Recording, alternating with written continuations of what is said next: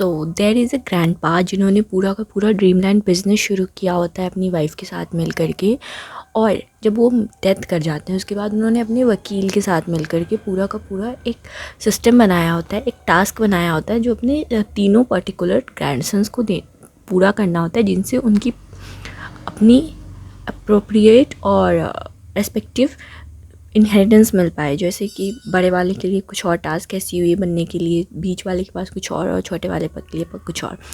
तो आज हम बात करने वाले हैं वो है Dreamland series by Lauren Asher. और मैंने आप लोगों को बताया है कि इसका पहला पार्ट मैंने ऑलमोस्ट पहली बुक मैंने अपनी लाइफ की पढ़ी थी वो इसकी पहला पार्ट है the fine print.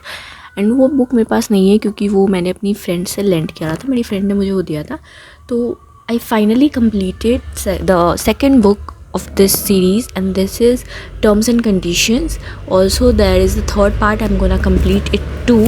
So what is this book about? So the first book was about the fine print, which we are talking about was about the youngest brother Rowan Kane. Yes, the oldest brother Rowan Kane, and not oldest, youngest, सबसे छोटा भाई था वो, और रोवान केन। और उसके लिए एक अलग अपनी टास्क था जिससे उसको उसका इनहेरिटेंस मिल पाता। एंड ये तीनों बुक वही है कि वो कैसे अपनी इनहेरिटेंस को पूरा कर पाते हैं, वो कैसे अपना टास्क पूरा करते हैं, और उनके लिए क्या क्या कंडीशंस थी किस पोजीशन पे जाने के लिए, ये बुक्स उन्हीं के बारे में। तो this book is about Declan Kane जो कि सबसे बड़ा भाई है, तीनों भाई में सबसे बड़ा भाई है, और आयरिस जो कि जो कि डेक्लन की पर्सनल असिस्टेंट थे।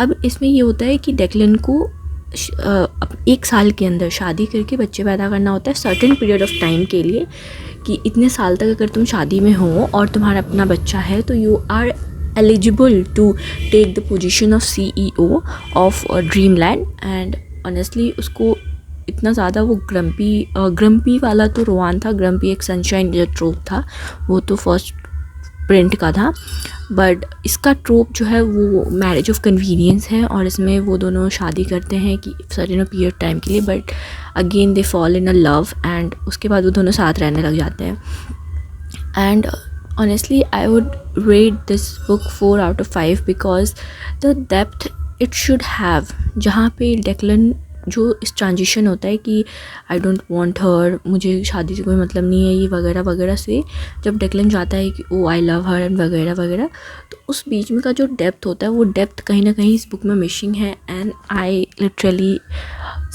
फेल्ट समथिंग ऑफ बिटवीन दोस्त। तो मुझे ऑनेस्टली वो फेज़ में थोड़ा सा और मुझे चाहिए था कि अगर कुछ डेप्थ होता, क्योंकि हम रोमांस फिक्शन पढ़ रहे हैं तो obviously we are here to read that depth.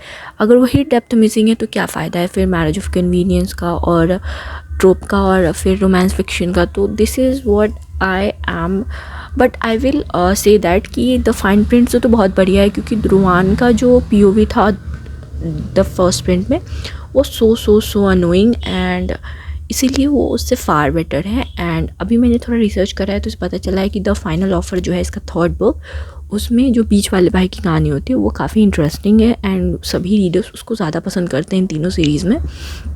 तो मुझे नहीं पता कि अभी उस बुक का क्या एक्सपेक्टेशंस है मेरा उस बुक से, कैसा मेरा रिव्यू रहने वाला है उस बुक के लिए, but I somehow like this book. Anyways, this book has spice, so whoever can tolerate the spice you can try, but this book series is good and mid.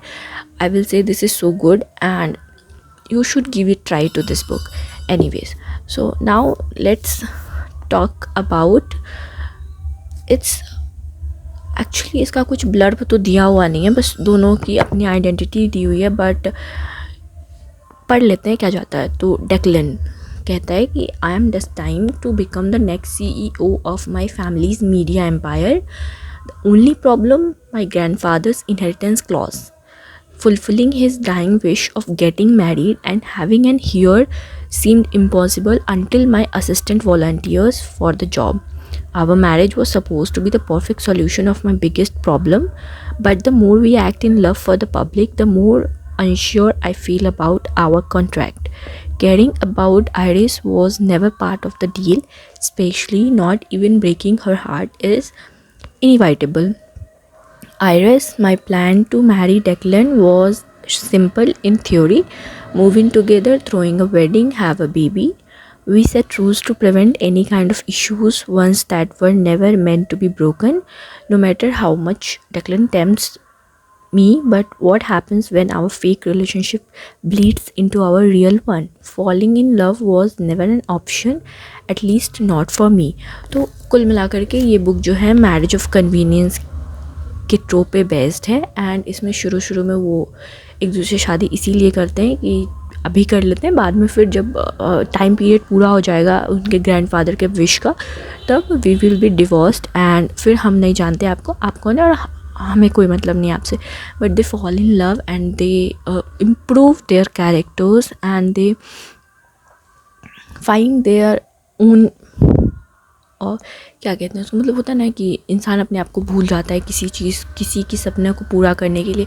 तो उस वही कंडीशन इस बुक में भी है कि वन ऑफ द कैरेक्टर पूरी तरह से अपने आप को खो देता है दूसरे कैरेक्टर के विश को पूरा करने के चक्कर में, but at the and they find themselves and